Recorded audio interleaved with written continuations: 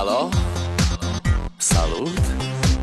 Sunt eu, un haiduc, și te rog, iubirea mea, primește fericirea. Alo, alo, sunt eu, Picasso, ți-am dat bip și sunt voinic, dar să știi, nu-ți cer nimic. Vrei să pleci?